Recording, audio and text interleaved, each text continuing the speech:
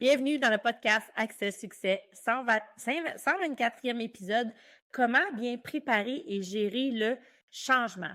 Donc aujourd'hui, je te parle d'une thématique qui n'est pas indifférente à aucune entreprise parce que tout le monde, dans tous les milieux, doit faire face un jour ou l'autre à du changement, grand ou petit, un changement, ça reste un changement et ça touche tout le monde et à différents niveaux. Donc, ça peut être soit par l'arrivée d'une nouvelle technologie, une réorganisation, un virage stratégique que vous allez prendre. Le changement est inévitable, on y fait toujours face. L'arrivée de nouvel employé, bref, il y a plein de circonstances, on pourrait en énumérer tout plein, et vous faites face au changement. Donc, ce qui va faire la différence dans la transformation réussie, entre une transformation réussie puis un fiasco, c'est pas le changement en soi, mais c'est comment, toi, en tant que leader, tu vas l'opérer, tu vas le gérer et tu vas te préparer à y faire face. Donc, c'est ce que j'ai envie de discuter avec toi aujourd'hui. Je vais t'aider à comprendre le changement, à t'aider à bien préparer le terrain. Donc, juste avant que je rentre dans le vif du sujet, si tu me découvres pour la première fois, je me présente, je m'appelle Karine Roy, je suis coach d'affaires et j'aide des entrepreneurs à bâtir des équipes et des systèmes performants pour t'aider à sortir des opérations, mais surtout pour t'aider à structurer ta croissance. Alors, je m'excuse d'entrée de jeu pour ma voix. J'avais pas le choix. J'étais rendue là. Si je voulais avoir un épisode de podcast, il fallait que j'enregistre. Donc, je fais de mon mieux. Mais je suis désolée, je suis un petit peu enrhumée. C'est pas parce que j'ai pas attendu. Donc, d'entrée de jeu aussi, je t'invite à t'abonner à la chaîne si tu me découvres pour la première fois. Et on va commencer avec comprendre le changement. Et comprendre le changement, c'est vraiment la première étape. Tout changement va amener des réactions normales chez vos équipes, chez vos employés. Et votre rôle en tant que leader, c'est vraiment de reconnaître quelles sont ces réactions-là. Et là, il n'y a pas un employé qui va réagir de la même façon. Il y en a qui vont le verbaliser, il y en a qui vont l'internaliser, il y en a qui vont réagir, il y en a qui vont adhérer. Ça se passe de différentes façons.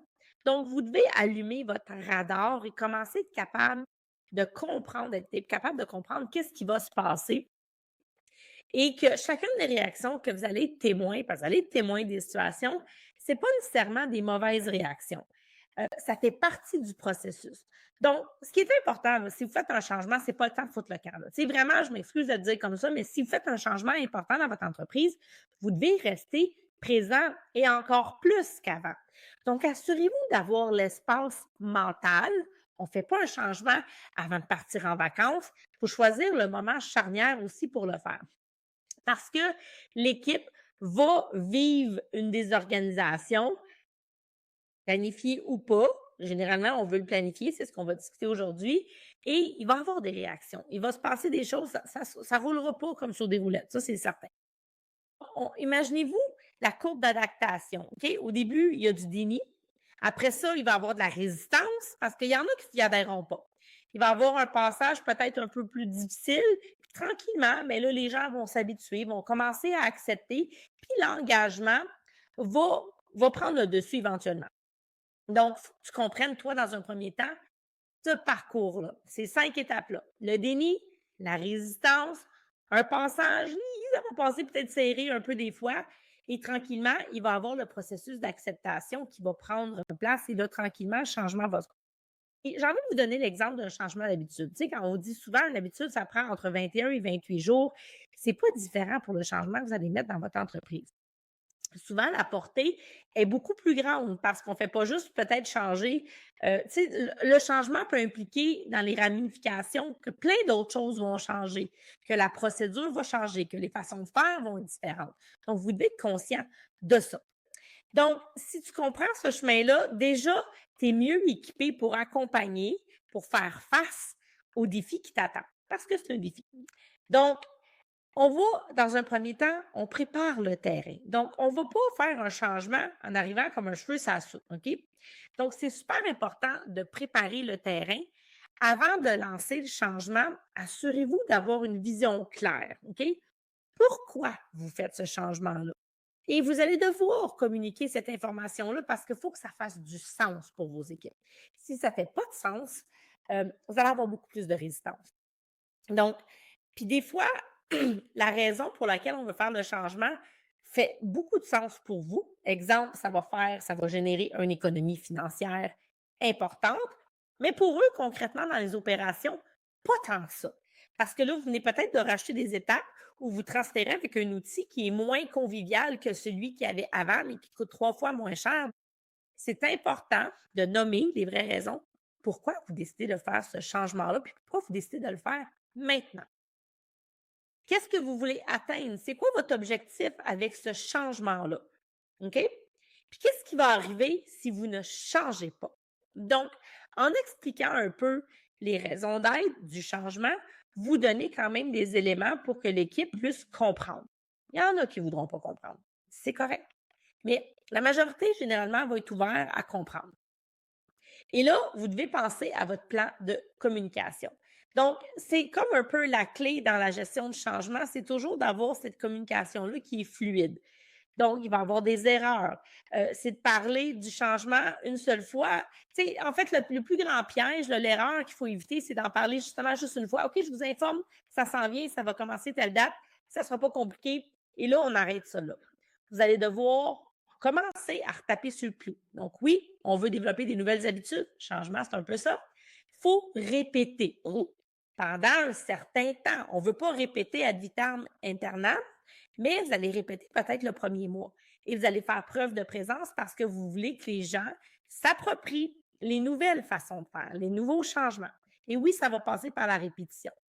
Donc, on ne veut pas le nommer juste une fois, il faut le répéter plus d'une fois. Et j'ai envie de vous dire, valider aussi ce qu'ils ont compris. Et là, dans la validation, c'est pas juste avez-vous compris? Et là, ils vous disent oui. Ils vont tous vous dire oui. Et là, c'est qu'est-ce qu'ils ont compris? Alors, posez la question ouverte. Qu'est-ce que vous avez compris qu'on va faire comme changement? Qu'est-ce que ça. Puis, essayez d'aller chercher aussi l'émotion. Qu'est-ce que ça leur fait vivre de devoir vivre ce changement-là? Il y en a qui vont s'exprimer, puis il y en a qui vont peut-être pas s'exprimer, mais au moins, vous allez laisser la tribune à ceux qui vont s'exprimer. Donc, de créer cet espace de communication-là, c'est super important, c'est primordial, j'ai envie de vous dire. Et l'espace où ce que les gens peuvent venir aussi nommer pendant le changement, qu'est-ce qui se passe, c'est quoi les défis qu'ils rencontrent, où ça accroche, toujours dans l'objectif de pas de revenir en arrière nécessairement, mais l'objectif, c'est d'être capable de pouvoir trouver des solutions collectivement, de tenir compte de leur rapport, de les impliquer dans le processus de changement pour améliorer. Parce qu'on a beau planifier de A à Z, j'espère que vous planifiez de A à Z, c'est encore pire si vous ne le faites pas, mais si on planifie de A à Z, il y a des choses auxquelles on n'a pas pensé. Il y a des choses qu'on va avoir oubliées, il y a des choses qu'on n'aura pas anticipées, puis il y a des situations qui vont se présenter qu'il va falloir faire face. Donc, vous avez besoin de l'input, vous avez besoin du support, du soutien et de l'implication de votre équipe. Donc, il faut créer cet espace de communication-là. Donc, ça prend des communications fréquentes, idéalement centralisées avec la même personne et dans une ouverture. Donc, c'est pas juste top-down. On veut pas juste donner des commandes, on veut être capable qu'il y ait un échange entre les deux. Donc, c'est important qu'on explique encore une fois, puis on peut faire un genre de page de projet qu'on peut rendre disponible. Et dans ce document de projet-là, c'est quoi le contexte? C'est quoi le problème? C'est quoi la vision qu'on veut tendre avec le changement? Quels sont les bénéfices qu'on vient chercher là-dedans? C'est quoi les risques potentiels qui peuvent se passer? Puis ce que je suis en train de vous dire là, ça peut faire aussi l'objet d'une discussion avec l'équipe et quelles vont être les prochaines étapes. Donc, on peut aussi schématiser les grandes étapes de déploiement du projet, bien évidemment. Et là, vous partagez évidemment cette information-là ou vous en discutez avec l'équipe. Donc, préparez votre soutien. Donc, ça va prendre évidemment de la formation. Probablement, quand on fait des changements, il faut offrir de la formation. On peut avoir aussi des ambassadeurs de changement. Et ça, c'est un bon levier. Un ambassadeur de changement, c'est quelqu'un qui est pro, qui veut, qui est en arrière de vous. C'est pas obligé d'être un administrateur ou un gestionnaire. Ça peut vraiment être un employé, un chef d'équipe. Et soit dit en passant, vos gestionnaires et vos chefs d'équipe doivent ramer dans le même sens que vous. Vous ne pouvez pas accepter quelqu'un qui fait partie de vos alliés proches qui va aller défaire ce que vous faites et ce que vous dites. Donc, assurez-vous d'avoir rencontré votre équipe de gestion, vos chefs d'équipe, et pour qu'ils comprennent bien dans un premier temps et qu'ils soient des bons ambassadeurs et qui marchent dans le même sens que vous. Sinon, ça va être des coups d'épée dans l'eau, puis ça va venir saboter votre changement. Et c'est pas banal ce que je vous dis. Si vous les mettez de côté et qu'ils sont pas d'accord, ils vont aller jouer. Ça peut jouer du coude, ça peut aller par en arrière, un peu salir le changement que vous voulez mettre. Donc, c'est super important d'être prudent là-dedans. Maintenant, après ça, il faut gérer la transition. Donc, on veut gérer la transition. Quand le changement démarre, il faut être présent. Je l'ai nommé. On n'a pas besoin de tout contrôler, mais il faut que l'équipe sente que vous êtes là si ça ne fonctionne pas. S'ils ont des questions, ça dérape. Et si c'est pas vous qui êtes porteur de changement, vous pouvez attitrer quelqu'un. Cette personne-là doit faire acte de présence. Et vous allez clairement nommer qui est le porteur du changement. Donc, c'est soit vous ou c'est quelqu'un que vous allez déléguer, quelqu'un qui est bien outillé, quelqu'un qui comprend bien la démarche, quelqu'un qui a de l'expérience, quelqu'un qui est assez solide émotionnellement parce qu'il va vivre une pression par les équipes. Donc, concrètement, ce qu'on veut faire, c'est on va avoir un point de contact unique pour des questions. Donc, comment est-ce qu'on veut l'amorcer, cette communication? Est-ce que c'est des rencontres? Est-ce que c'est un board? C'est un groupe de discussion? Et là, mettez des règles. On ne veut pas on veut des gens qui vont apporter, qui vont poser des questions pertinentes, qui peuvent amener des pistes de solutions potentielles, mais on ne veut pas que ça devienne un espace de oh, ça marche pas, je suis pas content, blablabla. N'acceptez pas ce genre de comportement-là parce que ça va venir saboter l'énergie de la transformation que vous essayez de faire, OK? Le changement. Vous allez tenir des rencontres rapides à chaque semaine et s'il le faut, à chaque jour, selon l'ampleur du changement que vous faites. Mais le but, c'est d'identifier les blocages.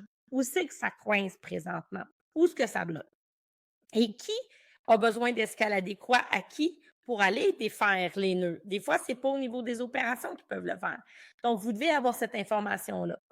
Il faut aussi écouter sincèrement les résistances. Donc, on fait de l'écoute active. Ça ne veut pas dire que vous devez tout accepter ce qu'on va vous demander, mais vous devez être ouvert à explorer des nouvelles solutions, à des nouvelles idées. Puis ça se peut que ça ne soit pas possible, puis vous allez devoir dire non, et c'est aussi correct. Mais si vous faites preuve d'empathie, si vous faites preuve d'écoute, ça fait déjà un peu moins mal quand vous leur dites, écoutez, je peux pas. Malheureusement, ça va se passer comme ça. C'est vraiment la seule façon qu'on va le faire. Ça fait moins mal pour l'équipe de recevoir. Donc, votre posture, votre façon d'être va jouer un grand rôle, évidemment. Ou la personne qui porte le dossier, qui porte le changement. Et l'autre chose qui est super importante, c'est qu'on met souvent l'emphase sur les blocages, les irritants, ce qui ne fonctionne pas bien, mais il y a plein de petites victoires au travers de tout ça qui vont avoir lieu. Donc, c'est important de nommer les bons coups, de nommer les victoires, de nommer les progrès. Chaque milestone qu'on a franchi, chaque journée qui a bien été, il faut le souligner. Et c'est ça votre rôle, c'est de donner cette belle tape-là dans le dos à tout le monde puis de dire hey, ça a bien été, on n'a pas eu d'embûche aujourd'hui, ça se déploie super bien et c'est ça que je vous invite à faire. Donc, ça, c'est pendant la phase de changement, on est en train de l'implanter. Après ça, on veut consolider et ancrer le changement. Donc, quand on fait un changement, on se garde une marge de manœuvre. Ça se peut que ça se passera peut-être pas 100% comment qu'on veut. Et quand on fait le changement, c'est là où on se réajuste aussi à la lumière des commentaires et du feedback qu'on soit de l'équipe. Donc, une fois qu'on a tout fait nos petits fine-tune-up, puis qu'on s'est réorganisé, là, on peut penser consolider et ancrer le changement. Donc là, on va venir officialiser tout ça puis dire, à partir de maintenant, on l'a testé, on l'a rodé, on l'a implanté, tout le monde connaît les nouvelles façons de procéder. Maintenant, on veut que ça soit comme clairement défini que c'est comme ça. Donc, une fois que la poussière est retombée, que les gens ont fait les différentes étapes de deuil, de bon, je résiste, puis que là, finalement, OK, je suis en train de m'approprier, bien, ça fait maintenant partie des mœurs, ça fait partie des nouvelles routines.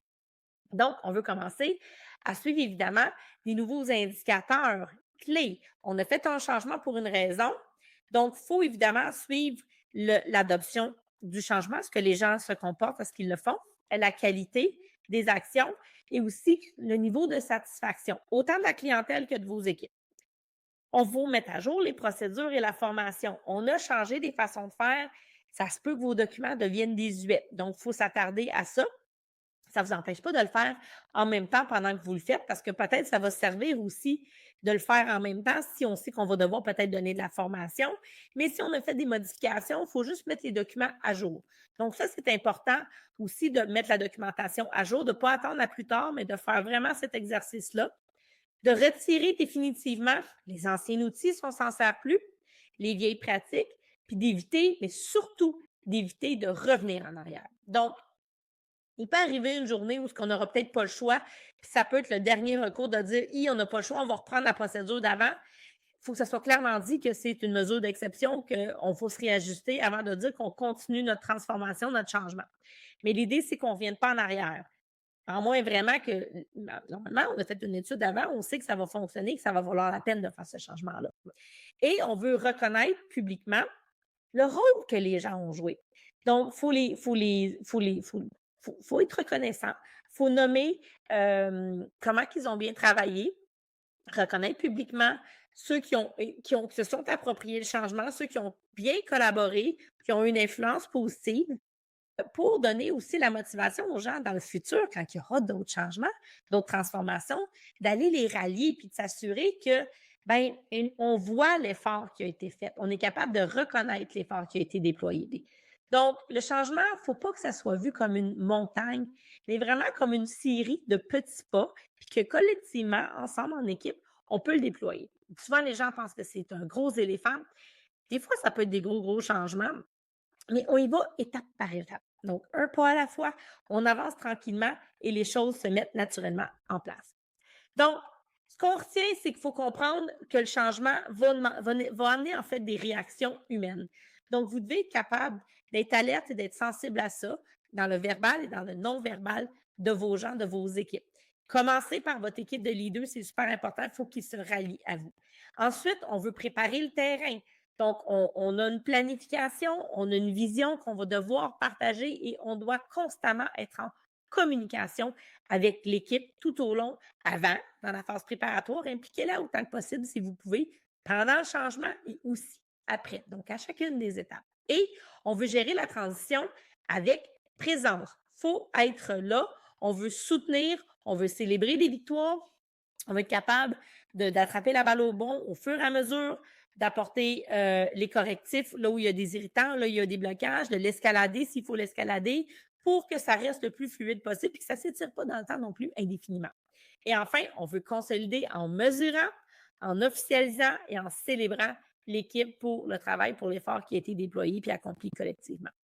Donc, un changement, ce n'est pas une menace. C'est, j'ai envie de dire, une nécessité. Les entreprises qui font peu de changements, un moment donné, se braquent et font face à des grands défis et toute la vie est perpétuellement en train d'évoluer et de changer. Donc, vous devez, en tant qu'entrepreneur, vous adapter à ça. Et c'est véritablement une occasion de grandir que de s'approprier et de conduire des changements. Donc, c'est important d'être bien accompagné. Vous avez un rôle clé à jouer en tant que leader et vous devez vous préparer à gérer le changement parce que, je vous l'ai dit tantôt quand j'ai commencé, c'est indéniable. Il n'y a pas une entreprise qui ne vit pas des changements.